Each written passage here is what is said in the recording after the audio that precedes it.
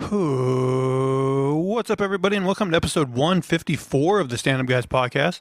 I'm your host, incomparable Zach Jones, joined as always by the Ninth Wonder, Chocolate Thunder. He respects the power of the majestic ham flower. He knows the appeal of the rusty wagon wheel, the Baron of Browntown, the Duke of Dukieville, the Ayatollah of Asahola, the phenomenal A.J. Singh. What's up, everybody? if we did make money, would Asahola make it? That's maybe a questionable one. I don't know. We'll have to see on that one. Well, ladies and gentlemen, this is going to be our all Marvel episode where I should say all Secret Invasion episode. We're going to be kind of reviewing not only the finale of Secret Invasion, but just kind of giving our final thoughts on the series as it has wrapped up. Actually, let's start with that, AJ, because, I think as this thing has gone along, we started out where we're like, the show's okay, like not great, not terrible. I think, including this final episode, I'm still in that general area, but maybe down just a little bit. Like, if I was rating this show on a scale 1 to 10, I think now I'd be maybe around a 5.5, 6. I don't think it's terrible. Like, some people online really hated this last episode, and I think may turn them against it to the point where they like. I think so, yeah. To me, I'm like, we'll get to it. I think there are some things in this episode that didn't make any sense, and some that were just like disappointing. By the way, spoilers ahoy for this whole thing. Oh, yeah. But I mean, a couple of surface level things is for me. Number one, we'll get to it, but this show does kind of end on a to be continued at a future date that we don't even know kind of thing. Yeah. So it's kind of disappointing in that way. But also, I mean, the whole Secret Invasion event in the comic books, like the whole thing was like, ooh, who's going to turn out to be a Skrull? Yeah. And that was the driving force. In this series, that really wasn't the case. And we only got one kind of reveal, which was James Rhodes. Which is pretty obvious. Which was both pretty obvious and doesn't seem like a big deal. Yeah. And like, I feel like for this show to have an impact, they would have had to been planning it for years and kind of seeding like little things in the movies to where like once it's revealed, we go, oh, maybe that's why he did such and such in a movie, or you know what? It's one of those things where it's like, I just don't feel like I care that he was a Skrull, Well, there's a little bit of a reveal that, like, we'll talk about this later on, but, it depends on how long he's been a Skrull too, right? Yeah, actually, we can mention that now. So, like, because I've seen some things online where it's still, like, people weren't sure because some people, because when he woke up, I guess he was in, like, a hospital gown or something, Yeah. and some people are saying, they probably took him, like, shortly after Civil War. Yeah. But then I've heard other people say that, like, they thought maybe he, like in the Avengers movie, maybe like bled red or something. So they're like, oh, maybe not. Maybe he was taken somewhere after Infinity War, but before like Falcon and Winter Soldier. So I don't know. It still seems like it's something they should have definitively answered for us during this episode. Yeah, that's true. Rather than make us speculate. Yeah. But to me, it's one of those things where, like, okay, let's assume that first theory is correct, and they took him like shortly after Civil War. Mm-hmm. Did he do anything in the other movies really that would make us go like see it in a new light and be like, oh, if he was a Skrull this whole time, what does that mean? You know what I mean? Not really. Like, I mean, he hasn't had big roles in the movies. I do remember in Infinity War, he had like, that scene where he was like dropping bombs on like all those like creatures. Oh yeah. But I'm like, I don't know. Has he done really anything that would make us like go like, oh, this is interesting? I don't. Not that I can think of. Yeah, it just, I don't know. The whole thing seems kind of anticlimactic to me, and left me kind of scratching my head. I mean, I guess we did get the Well, as far as we know, they didn't undo it in this show, so maybe the death of Maria Hill is permanent. It sounds like it does seem like she's not coming back after this. I mean, in a movie series with a multiverse, it's always possible to get her back, I guess. Right. But it seems like this version of her is killed off. Yeah. And I guess Talos dying seems permanent. Yeah. But other than that, I don't know if we got anything, ground shaking in this series. I'm trying to think. Yeah, just overall, it just seems so like the action pieces and everything. It seems so small compared to like what it could have been. I know they spent a lot of money on this show and stuff, but it could have been more epic. Yeah, there is like one fight at the end here, and even that, I'm sure this cost a lot of money, but it doesn't look all that spectacular to me. Right, yeah. Which we'll get to. I guess, let's get into it. We'll start breaking down the episode here, and you can just chime in whenever you want to, and because I'm sure there's things about this episode we'll talk about. All right, so this finale episode entitled Home. So we start out with Fury calls Vara, and they have like a quick cold exchange where we get the sense that Fury thinks he might die. We've mentioned this in prior episodes about their relationship. Seems like kind of cold. Yeah. And it just keeps coming up that way to the point where I'm like, I don't know how invested I am in their relationship. Yeah, from just being on the outside, it seems so dysfunctional that they should just break up. It just kind of seemed that way. Okay, so we're at New Scrollos. An empty car pulls up, which distracts the guards and allows Fury to kill the guards. I mean, even that's not like a spectacular action piece or anything. No. He just I guess has this remote control car or something. Yeah. I mean, okay. We get a scene with Rhodes where he keeps pushing the president to attack Russia. Of course, this is, Skrull Rhodes, which I know the bad guy named, maybe it was like Rava or something. Yeah. Okay. So this part bothered me. So I'm going to future spoiler already. So we find out, by the way, if people listen to our last episode, we did call a few things that happened in this episode. Nice.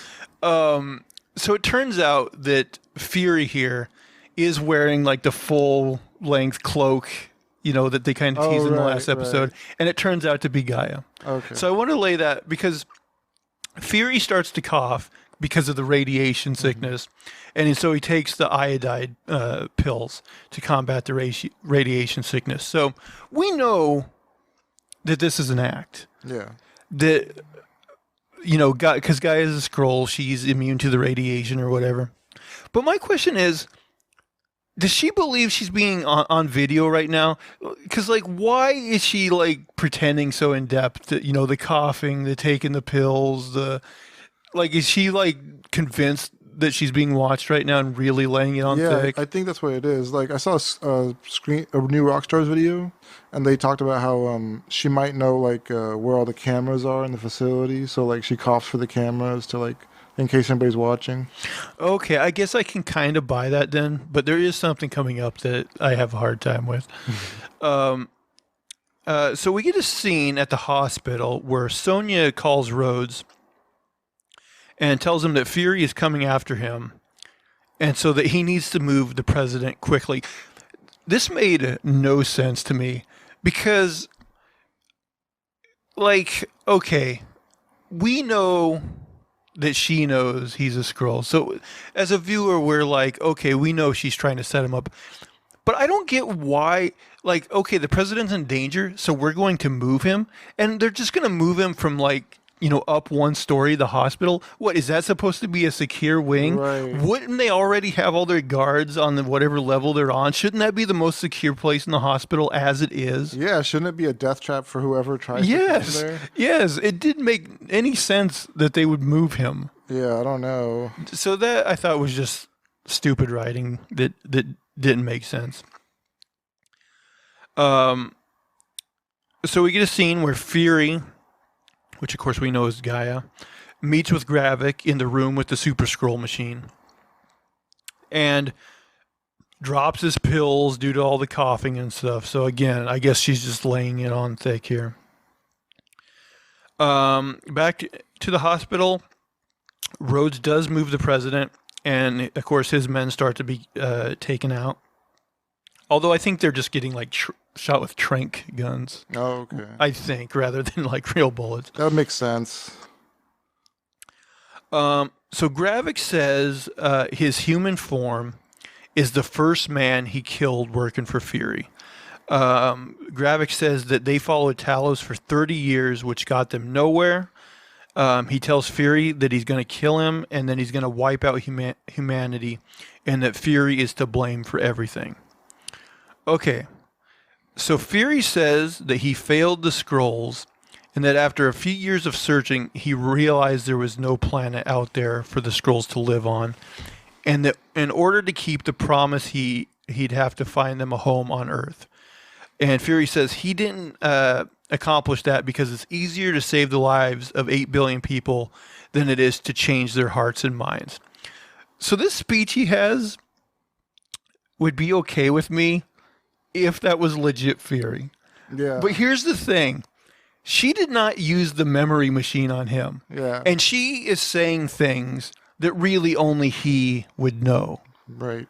So that whole scene doesn't work for me. Yeah. I was wondering if like maybe she had gotten some of his memories somehow, but yeah, I would think she would need to access his mind to be able to say the things that he would say. Yeah, to say those things, I think she would have straight up had to use the memory machine on him, which she didn't. And so to me, I get that they're trying to dupe us into thinking it's really Fury and like hiding the fact that it is Gaia. Yeah. But then when you examine those lines, I'm like, there's no way she would have said those if she didn't have, access to his mind. So Right. to me, that didn't really make sense at all.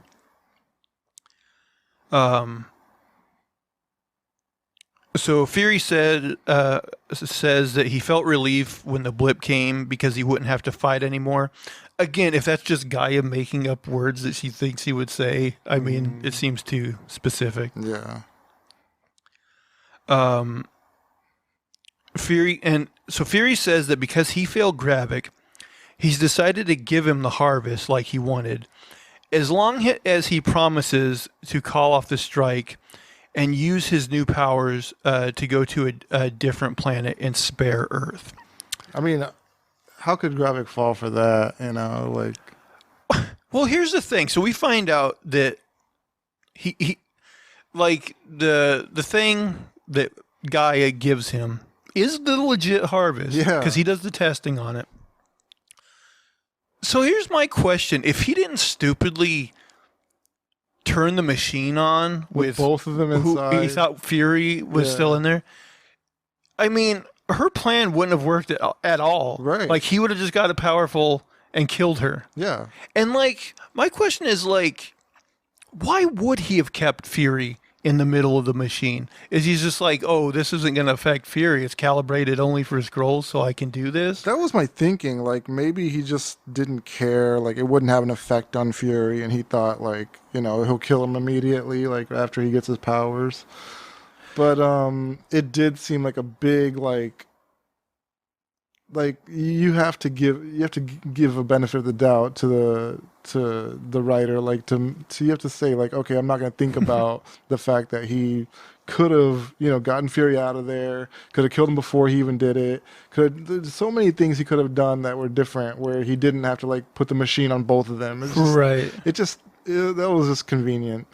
And also, like the premise that Fury gives there, is like, oh, as long as you promise to use these powers to actually go to space and well, one of the like we find out that, and this is another criticism I have when we get there, that they're given a ridiculous amount of power with this harvest thing. One of those powers, just one of them, is Captain Marvel's powers. Yeah. The thing is, like you would imagine someone with Captain Marvel's powers probably could find another planet out there. Yeah. But here's the thing. Like, Captain been to Marvel's other planets. been working with Fury forever. Yeah, she's found other planets. This is why this whole thing of them not being able to find them another planet is so stupid. Yeah. Because, of course, they could have by now. Yeah. It's if the power of Captain Marvel could find them another planet, the legit Captain Marvel could have found them another planet. Yeah. She found Tony Stark's ship in space in the middle of nowhere. And also something that I theorized on the last episode that didn't happen was the whole thing where like because Skrulls like cold, they could literally just like live in Antarctica or something. I almost think that would have been a better way to go. Yeah. When we got to the end of this episode, I was like, oh, I guess they kind of set that up for nothing. But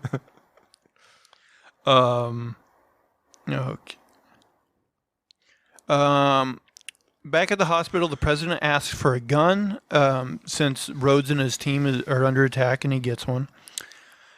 We get this scene that confused me at first because I didn't know the context of it. It's just this random scene where a soldier is given classified documents, and I think like I put it together that that's him like getting the orders that that they're going to launch the missile at Russia. And like I guess he's going to deliver those orders to the missile silo or something. I don't know. But at first I was just like, well, this is a really random scene that I'm not sure what they're trying to convey. But that was it. Okay. Oh, so like I mentioned earlier, Gravik does a test, and he does verify that the harvest Fury gave him is real. We get back at the hospital. Sonya takes Rhodes' gun and holds him at gunpoint. This is kind of bouncing back and forth. So now back at the New Skrullos, Gravik turns on the Super Skrull machine with him and Fury inside, like we mentioned. Gravik goes to punch Fury with his new powers, but Fury is able to block the punch, and then Fury's arm hulks out, and he punches Gravik out of the building. And this is where we finally get the reveal. The cloak comes off, and Fury is revealed to be Gaia in disguise. So now the real Nick Fury shows up at the hospital, and he ends up tranking the rest of Rhodes' men. This is what confused me. Like, she came in and like told him that Fury's coming, and that they should move the president, and they did that, and it only went worse for them. Like, you would think that they'd be like preparing for Fury to come. Like, they'd be like more secured. Well, I mean, yeah, that's why the whole thing doesn't make sense. That this ploy of hers, because I guess her thing is like, oh, we'll get them to break up like their stronghold as they move the president, and it'll make it easier for us to pick them off. That's why I'm saying like it's so stupid that Rhodes even fell for that. Yeah, like it doesn't make sense. Like, oh yeah, we'll just move all of our men that are already here from this floor to the floor above, which does nothing to help our position. Actually, it's just, they should, like you said, it should have already been the most secure room of the building, and it just didn't make sense.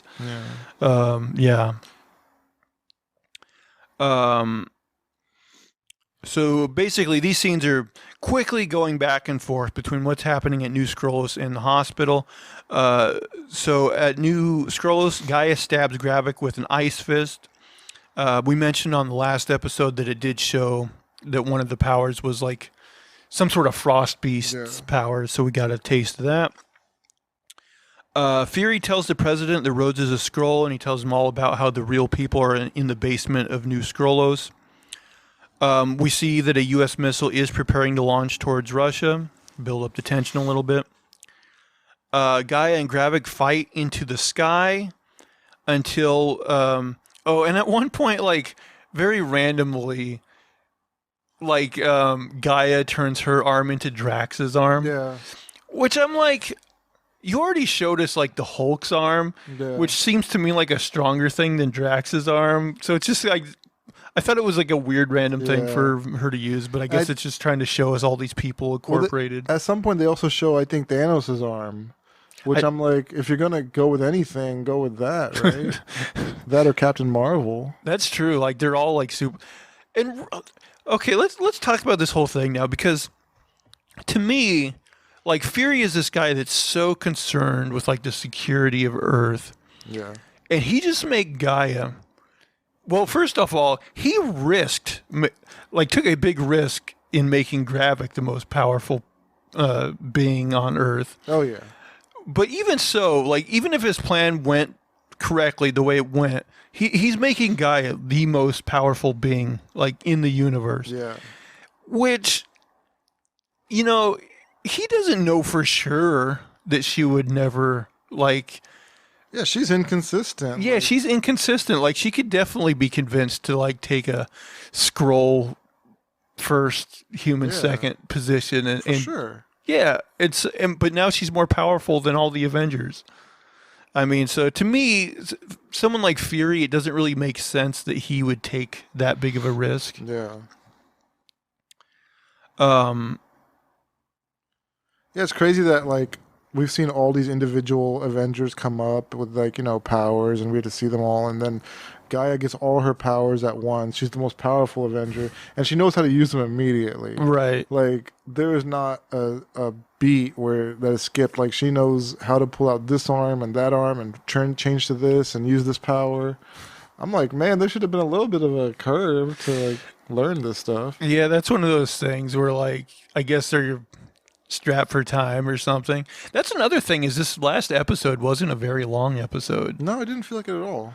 I think it was maybe like 30, 40 minutes. It wasn't very long at all. So yeah, it wouldn't. But then again, I guess they would probably need a whole episode to show her like learning the new powers and Yeah. stuff, which I guess they didn't have. But yeah. So Gaia and Gravik fight each other. They eventually like knock each other into the sky, or like fly up into the sky, until finally Gaia uses Mantis's powers to make Gravik fall asleep and like fall to the earth. Yeah.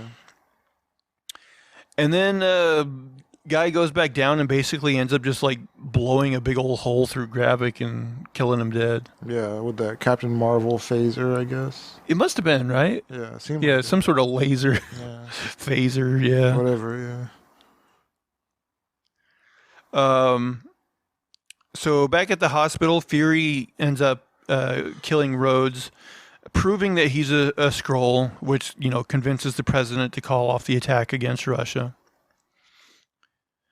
We get a scene where Gaia ends up freeing the people in the basement, which includes the real Rhodes and the real Everett Ross. So we talked about Rhodes. Let's talk about Everett Ross for a minute, because as we've mentioned, at the end of Wakanda Forever, Yeah. it seemed like he was going to be hiding out with the Wakandans. Yeah. So this means either he didn't do that and he like almost immediately got caught by the Skrulls, or the Everett Ross that was in Wakanda Forever was a Skrull. Right. And like, which do you think it is? I think it was really him. Because, like, Marvel needs us to care about the character. You can't just, like, from start have a scroll version of him and then, then we have to learn who he is later on. I don't know. I feel like, yeah, we saw a real version of him at first. Although I do feel like, since he's a secret agent, like, if they did like say like, oh, he's been a Skrull like longer than we know, like in future shows they could maybe, just show us things that he's done along the way that That's would true. make it more interesting. I don't know. Yeah. I think more so than Rhodes anyway. Yeah, they should have done that with Rhodey. Okay, so this here's the thing. I guess this was kind of an interesting development, but it's one of those things that since it happened, at the end, towards the end of this, it's like, oh, we're not going to really get a resolve of this right now. So the president makes this speech to the American people, revealing the existence of the scrolls. But he basically goes DEFCON 1 and is just like vows to kill all of them. Like, yeah, he goes nuts. like pro-genocide. We're going to do it. Kill every single scroll. Which... It sounded kind of like wild hearing that too on the show. He's got to be a Republican, right? Yeah, for sure. That's the other thing is I'm like... I'm not sure an American president would react in that way, just like pro-genocide out of the gate. I don't know if any president would ever react that way. Exactly. It seemed, I'm like, that's a bit strong, but okay. I guess it makes for drama. Yeah.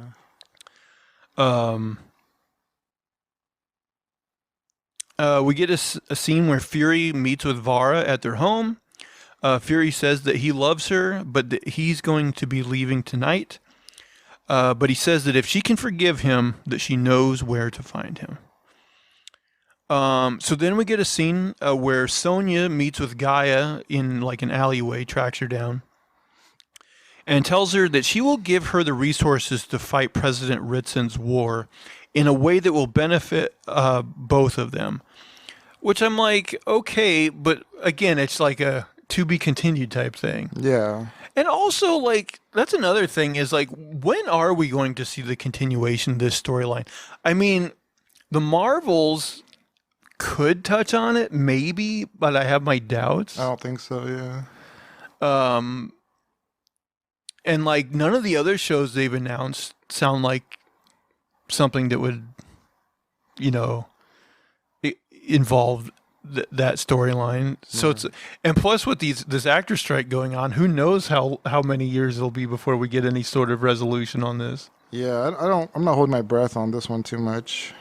By the way, on Twitter the other day I saw that Disney is considering delaying the Marvels from this year into 2024, not because the movie's not done, but because if the writer strike goes on too long, like part of the SAG conditions is like the actors and stuff can't promote the movie. But like, do you wonder, like, in this day and age, how does that kind of stuff really move the needle? Like seeing like actors and stuff promote their stuff on talk shows, because I don't really watch that stuff anymore. Yeah, I don't even watch TV anymore. Like the only thing I might see that promotes a movie is the trailer itself. Yeah. Other than that, like I'm not watching like celebrity interviews and stuff. And I know they still happen, but I'm just like, how much does that stuff really move the needle for people these days as far as whether they're going to see a movie or not see a movie? I can't imagine it makes that much of a difference anymore. Like we heard like the whole Flash thing, like all the bullshit hype around that. That's true. They really went out of their way to hype that movie up, and it didn't do anything. Yeah. So, I mean, people didn't fall for that, and I just think people are getting smarter about buying into that stuff. Of course, that was more like the studio heads hyping it than the actual actors on talk shows and things. Well, they had, like, other people, like, was it Stephen King? Who was, like... Yeah, who's friends with that director? Oh. Because he directed it. There you go. But yeah, yeah. I never want to hear studio heads promote a movie like that because I get suspicious right away because it's just happened too many times. Yeah. I definitely don't trust that stuff. Same thing happened with, Batman v Superman. Yeah. Same thing happened with the Green Lantern movie, and it's like now I'm like, oh, if I hear that kind of stuff, I'm preparing for the worst. And I just got such a bad image of like certain, companies like Sony and DC. Like Marvel could go down that path, that they keep making like poor quality shows too, But right now Marvel still has a good reputation. They still get people through the doors. But DC and the other, what was the other one? DC and Sony. Oh, Sony. Sony did good with Into the Spider-Verse and Beyond yeah, the Spider-Verse. but did you see the trailer for Craven? Oh, that looks bad. Yeah, I'm not watching that. That looks terrible. That looks like another Morbius. Only reason I'll ever watch that is for like the podcast. He literally like gets his powers because like I don't know, like lion blood seeps into his bloodstream or something. That's what it looks like anyway. It looks terrible. I'm like, good God, Sony, stop, please. What do we got to do to make you stop? I bet somebody throughout history was stupid enough to think you could get powers from animals and probably did some weird stuff. That's probably true.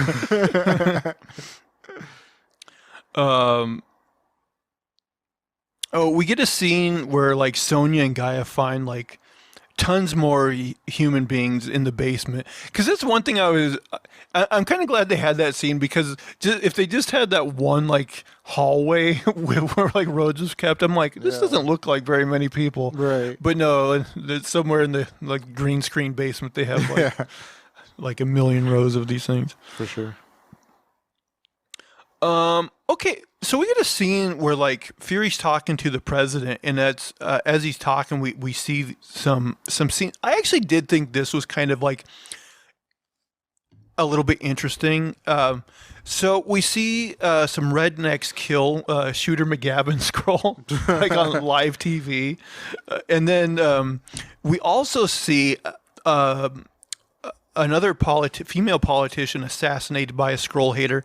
But as she's assassinated, we see the red blood and figure out like, oh, she was a legit human, and like, you know, this redneck guy was brainwashed into thinking she was a Skrull. And I'm like, that is the kind of stuff that probably would really happen given like the climate of our country and stuff. So I thought it was kind of clever of them to like wrap in kind of like our political climate today with what might happen if there was something like this unfolded. Yeah. So I thought that was kind of clever and interesting. So yeah, Fury talking to the president tries to get him to call off the war against the Skrulls, but the president says if Fury cares about them at all, that he will get them off planet, which he apparently hasn't accomplished in like 30 years. That was not part of the plan. So we get a scene now. It's about to wrap up. So Fury is about to leave Earth again when Vara shows up. And, Vara says that she does want... Because he's several times has called her Priscilla, the name of the human she is disguised as. But she's like, now that Skrulls are out there, she wants to use her Skrull name Vara rather than Priscilla. Fury says that the Kree are open to having peace talks now with the Skrulls. Why would they though?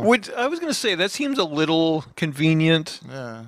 It just seems like they want a way out of what they wrote themselves into. Yeah. And he says that he would like Vara to be a diplomat in the peace talks, and that they're better together than apart. Vara says that she is willing to go up in space and get things started, but she does plan on eventually coming back down to Earth. Because she has a lot of work to do on Earth. She then changes into her Skrull form, tells Fury she loves him, and they share a kiss, and then they beam up into space, and that's the end. Yeah. Again, even like their relationship when they were kissing, I'm like, I still don't know if these two like each other. Yeah, that whole thing just seemed very uneasy.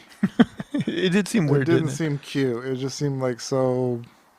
It seemed right, their relationship. Also, like, I'm thinking like I want to see the behind the scenes of that, because it almost looked unnatural in a way. Like, I don't know if like was Fury like actually kissing a human being? Oh yeah. I don't know. It might be hard to like kiss somebody with that much makeup on and stuff. Yeah, well, I didn't even know if it was like someone actually in Skrull makeup or if it was just a person within like the CGI Skrull effects put on afterwards. But Right. I don't know, there was something about it that looked a little weird. Right, yeah. But It did look funny. It did look weird. But yeah, when it ended, I was just like, oh, okay. Nothing about this series ever really got my excitement up, I guess, is the problem. Yeah, with shows like WandaVision had so many like, what could it be, you know? Like, Right. They kept you from episode to episode in suspense and wondering what was going to happen. And Loki had a lot of that too, but it also had like this huge epic like story that, you know, it just felt like this is going to be this is going to be a major part of the Marvel Cinematic Universe, it felt like. And this didn't feel like either of those. This just felt like a very straightforward, espionage type. I know there's aliens involved, but it just didn't seem like, it very, very much fell in line with the whole Captain America type shows, movies. Totally agree because like, I certainly like this better than, Hawkeye, Miss Marvel, She-Hulk. Yeah. But to me, it's a lot like the Falcon and the Winter Soldier, where it's just like, that was a show, I guess. Like, it's not offensively bad, but it's just kind of meh. Yeah, I mean, I can't see myself ever revisiting this. Right, but I'll give credit to Samuel L. Jackson. Like, he was a good character, like, I thought, like, his acting was good, everything was great about him, he was compelling. I liked watching him. It was just, Gravik didn't seem that interesting to me. That's true. The girl, what's her name? Gaia, she didn't seem that interesting Emilia to me. Clarke? Yeah. I mean, I like her as an actress, but yeah, I don't feel like her character ever got a chance to be like super interesting during this particular show. Yeah. Hopefully in the future, she'll get fleshed out a little more and be more interesting. Yeah. But yeah, I agree. In this show, we didn't really get much personality from her. No.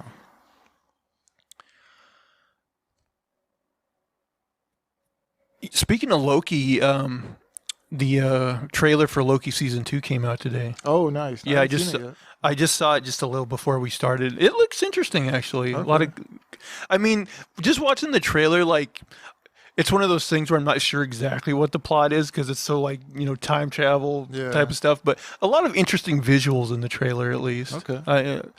I'm definitely more excited for that because I like Loki season 1. Mm-hmm. Definitely, for me, Loki season 1 is the best out of all these Marvel shows. Okay, yeah. I think so too. I agree.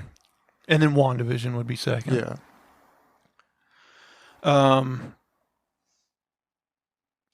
You know what? The other day, I decided to watch Shang-Chi, which I hadn't seen since we saw it in theaters.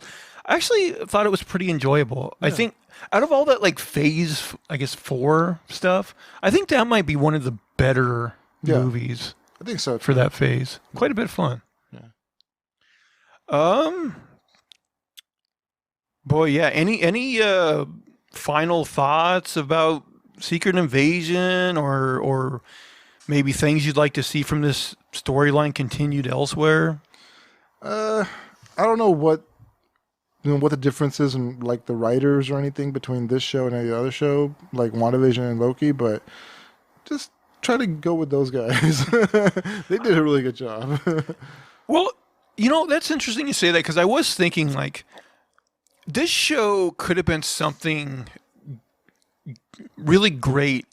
I feel like if they played the long game more, like if they would have been seeding this show for a long time before they actually did it and like just planned it out more in depth, like I think it could have been something, but I don't feel like I can't speak to the quality of the writers on this show, but I kind of feel I kind of wonder like how much time they had to write this show in. Yeah.